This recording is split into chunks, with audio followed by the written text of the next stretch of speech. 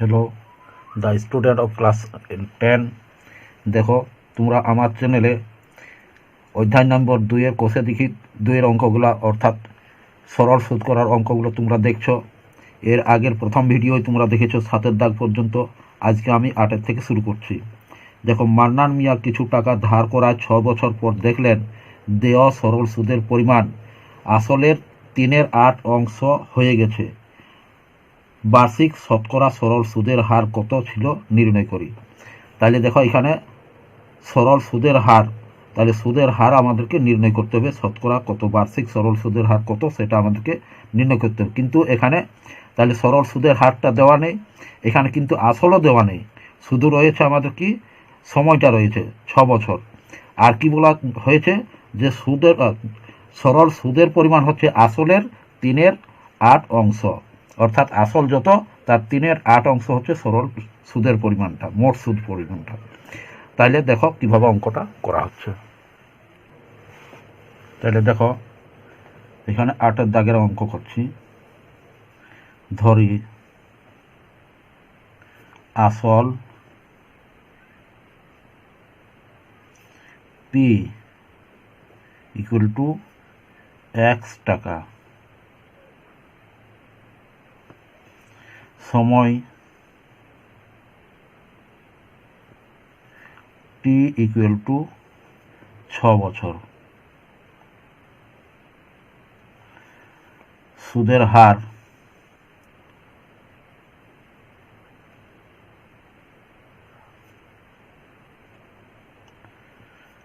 R equal to জিজ্ঞাসা চিহ্ন।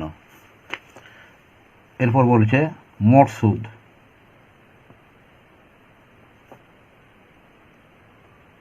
মোট সুদ আয় ইকুয়াল টু কি বলা আছে যে আসলের 3/8 অংশ। তাহলে এখানে আমরা আসল ধরেছি x টাকা, তাহলে আসলের 3/8 অংশ, তাহলে x এর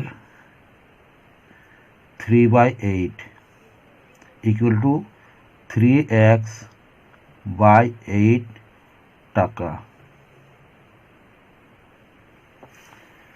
অতএব দেখো এখানে সুদের হার আমাদেরকে বের করতে হবে, অর্থাৎ আর এর মান বের করতে হবে। তাহলে আমাদের সূত্রটা কি বটে? সূত্র হচ্ছে আই ইকুয়াল টু PTR/100। তাহলে আর ইকুয়াল টু কী হবে? অতএব আর ইকুয়াল টু হবে I ইন্টু 100/PT। তাহলে দেখো এখানে বা আর ইকুয়াল টু, এখানে পি সমান আমার কত রয়েছে, আই সমান আমার রয়েছে এখানে 3x/8, তাহলে 3x/8 into 100 divided by P সমান আমার রয়েছে x আর টি সমান রয়েছে 6, বা আর ইকুয়াল টু কী হবে? দেখো এখানে যেটা আমার রয়েছে সেটা আমি নামিয়ে দিচ্ছি। তাহলে 3x, এখানে হর রয়েছে 8, তাহলে 8টা আমি হরের নিচে চলে আসবো। তাহলে এখানে হচ্ছে ইন্টু 100 বাই 6x বা x ইন্টু 6 ইন্টু 8। দেখো এখানের x আর এখানের x কেটে যাচ্ছে, এখানে 3 দুগুণে 6, সরি এখানে 2 হবে, 3 2 6 হচ্ছে। তাহলে এখানে হচ্ছে কত, আমার 2 দিয়ে কাটছি, তাহলে কত হবে 50 দুগুণে 100। এরপর দেখো এখানে আমার কাটাকুটি যাবে 4 দিয়ে, 4 দুগুণে 8 আর এখানে 2 25, তাহলে কত হচ্ছে 25-এর 4, বা আর ইকুয়াল টু 25/4% ইকুয়াল টু কত হচ্ছে 4 ছক 24, তাহলে 1/4%। তাহলে দেখো এখানে যেটা 3x/8 ছিল সেই 8 হচ্ছে আমাদের হর, তার জন্য আমি হরের দিকে নামিয়ে নিয়েছি।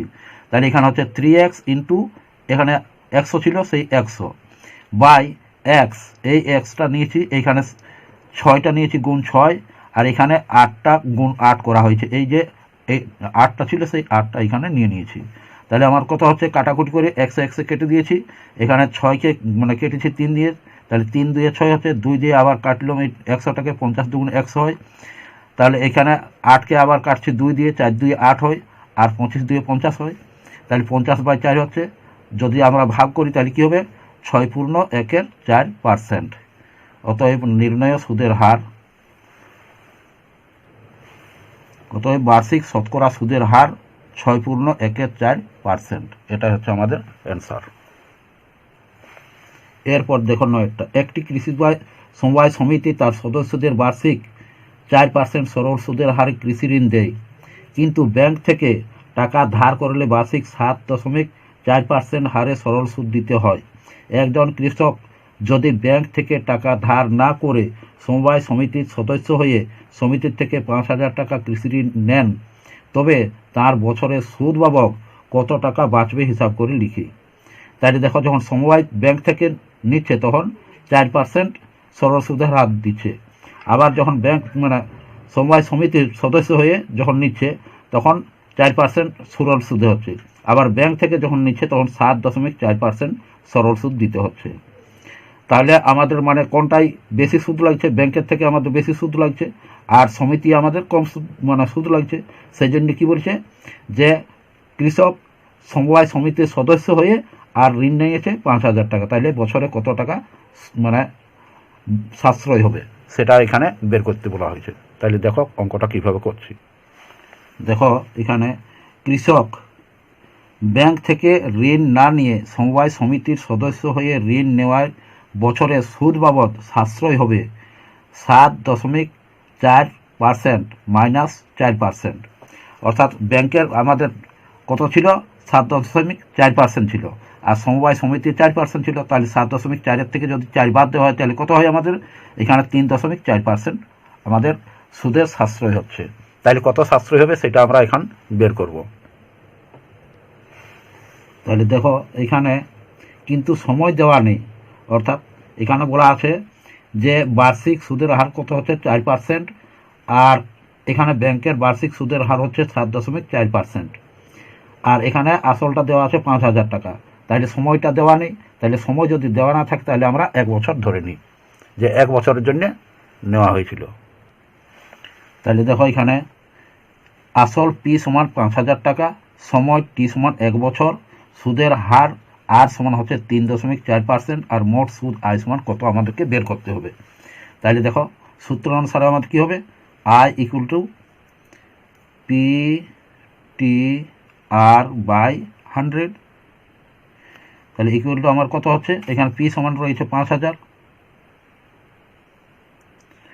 টি সমান রয়েছে 1 বছর, আর সমান রয়েছে 3.4% বাই 100। এই পার্সেন্টেজ থাকার জন্য আমরা নিচে 100 পাই, তাহলে সেই 100টা আমি দিয়েছি। তাহলে দেখো এখানে 2টা শূন্য আর এখানে 2টা শূন্য কেটে দিচ্ছি, তাহলে আমার কত থাকছে 50। তাহলে আই ইকুয়াল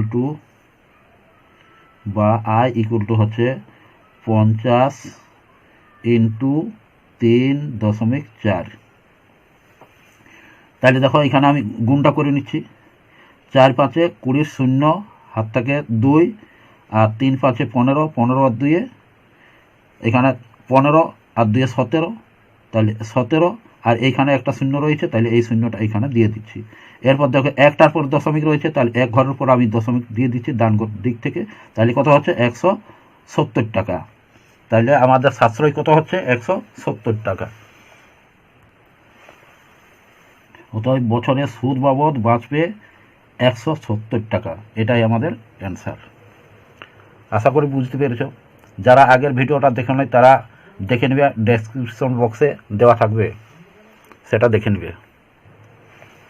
এরপর দেখো 10এর অঙ্কটা কী বলেছে, যদি 292 টাকা একদিনের সুদ 5 পয়সা হয় তবে বার্ষিক শতকরা সরল সুদের হার নির্ণয় করি।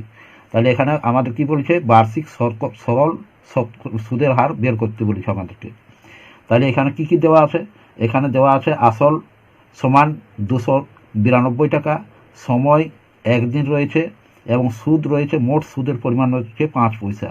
অর্থাৎ 5 পয়সাটা আমি টাকা করে নিব, যেহেতু এখানে টাকার কথা বলা আছে, তাহলে 5 পয়সাকে আমি প্রথমে টাকা করে নিব, তারপরে এখানে যে দিন দেওয়া আছে সেই দিনটাকে আমি বছরে পরিণত করে নেব। তাহলে আমরা বার্ষিক শতকরা সরল সুদের পরিমাণ বের করতে পারবো। যেহেতু বছরের বলা আছে তার জন্য আমাকে দিনটাকে বছরে পরিণত করে নিতে হবে। তাহলে দেখো অঙ্কটা কিভাবে করছি।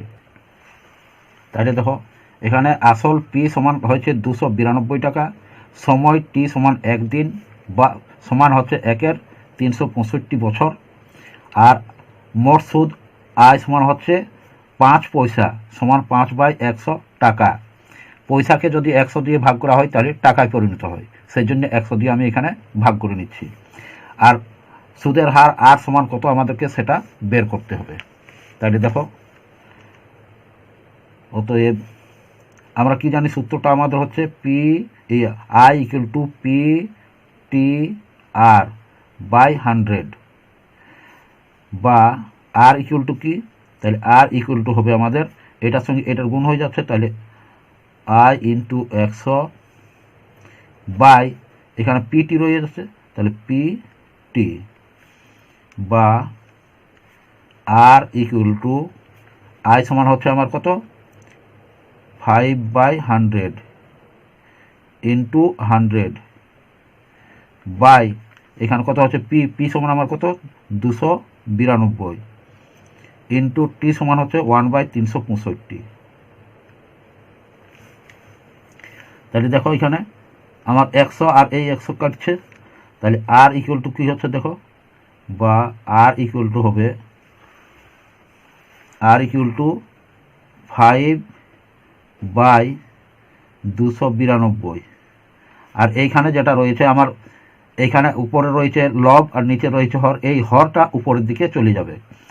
যেহেতু এখানে ভাগ আকার আছে, তাহলে ভাগ আকার যদি কোনো সংখ্যার পরে ভাগ আকার ভগ্নাংশ থাকে, ভাগের পরে ভগ্নাংশ থাকলে সেইটা কি হয় আমাদের গুণ চিহ্ন হয়ে সেটা পাল্টে যায়, অর্থাৎ হরটা লব আর লবটা হর হয়ে যায়। তাহলে এই লবটাকে আমি হর করছি আর এই হরটাকে লব করে দিচ্ছি, তাহলে আমি উপরে গুণ করে দিচ্ছি, তাহলে 365/1 এভাবে হয়ে যাবে।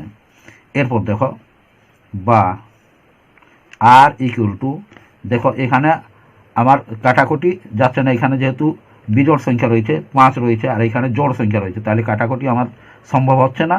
তাহলে আমরা কি করব, প্রথমে এই দুটোর আমরা গোসাগু করে দেখব, গোসাগু ফল যেটা হবে সেটা দিয়েই কাটাকুটি যাবে। যদি বেশি সংখ্যা থাকে আর কাটাকুটি সম্ভব হয় না তখন গোসাগু করে সেটা দেখে নিব যে কত হবে, সেই গোসাগুর ফল দিয়ে দুটোকে কাটা যাবে।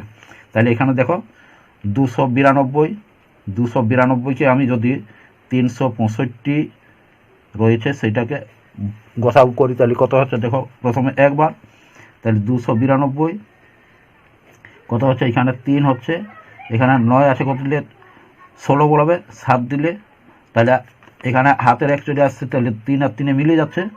এরপর আমরা 292কে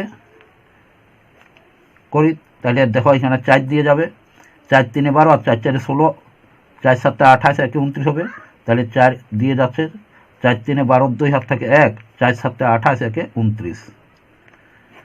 তাহলে আমাদের গোসাগু ফল কত হচ্ছে, এখানে হচ্ছে 73 দিয়ে উভয়কে যাবে, তাহলে 73 দিয়ে এখানে হচ্ছে 73 4 73 192 হইল, আর এখানে হবে 5 73। দেখো 5 3 15 আর 5 7 35 একে 36, তাহলে আমাদের হয়ে যাচ্ছে। তাহলে 5 দিয়ে আমাদের 73 দিয়ে কাটাকুটি করলাম, এবার হচ্ছে আমাদের কত 5, তাহলে 5 5 25, তাহলে 25/4, তাহলে 25/4 সমান কত হচ্ছে 4 ছক 24 একের 4%। অতএব বার্ষিক শতকরা সরল সুদের হার সমান হচ্ছে আমাদের 6.14%। এটা হচ্ছে আমাদের অ্যান্সার। আশা করি তোমরা বুঝতে পেরেছ, যদি অসুবিধা হয় আরেকবার দেখে নিও। তাইলে দেখো 11 দাগে এরপর রয়েছে কি, বার্ষিক 8% হার সরল সুদে কত বছরে 600 টাকার সুদ 168 টাকা হবে হিসাব করে লিখি। তাহলে দেখো এখানে কি বলেছে, বার্ষিক সরল সুদের হার দেওয়া আছে আর এখানে আমাদের দেওয়া আছে টাকার পরিমাণ অর্থাৎ আসলের পরিমাণ দেওয়া আছে, এখানে মোট সুদের পরিমাণ দেওয়া আছে। আমাদেরকে বের করতে কি বলা হয়েছে, সরল সুদের হারটা আমাদের বের করতে বলা হয়েছে। কত বছর না, এখানে সরি, এখানে তো দেওয়া আছে সরল সুদের হার পার্সেন্টেজ দেওয়া আছে, তাহলে এখানে বছর কথা বলা হয়েছে, কত বছরে, তাহলে সময়টা আমাদেরকে বের করতে বলেছে। তাহলে দেখো কিভাবে সময়টা বের করছি। তাহলে দেখো এখানে আসল পি সমান হচ্ছে 600 টাকা, সময় টি সমান কত, এখানে জিজ্ঞাসা চিহ্ন বের করতে হবে আমাদেরকে। সুদের হার আর সমান হচ্ছে 8%, মোট সুদ আয় সমান হচ্ছে 168 টাকা। তাহলে দেখো আমাদের সূত্রটা কি বটে, অতএব আই ইকুয়াল টু এখানে হচ্ছে পি টি আর বাই 100। তাহলে আর সমান আমাদের কত, মানে টি সমান কত হবে, তাহলে এখানে টি ইকুয়াল টু দেখো টি সমান হবে আমাদের I into 100 by P R. তাহলে কি হবে আমাদের, এখানে হচ্ছে বা টি সমান হবে, তাহলে আই সমান আমাদের কত 168, তাহলে 168 ইন্টু 100। দেখো এখানে আই সমান আমাদের রয়েছে 168, তাহলে 168 ইন্টু 100, আর এখানে পি সমান আমাদের কত রয়েছে, পি সমান 600, তাহলে এখানে 600 ইন্টু আর সমান কত রয়েছে 8%, তাহলে এখানে 8%। তাহলে এরপর কাটাকুটি, এখানে দুটো শূন্য, এখানে দুটো শূন্য কেটে দিচ্ছি। এরপর দেখো এখানে রয়েছে আমার 8, 8 একে 8, 8 দুয়ে 16, 8 একে 8, 21 হচ্ছে। তাহলে এখানে 6 রয়েছে, তাহলে 3 দুয়ে 6 হয়, আর এখানে হচ্ছে 21, 3 7 21 হয়। তাহলে আমার টি সমান কত হচ্ছে, বা টি ইকুয়াল টু হচ্ছে 7/2 ইকুয়াল টু কত হচ্ছে 3 দুগুণে 6, তাহলে 3 দুগুণে 6 1, অর্থাৎ 3 পূর্ণ 1 2 বছর।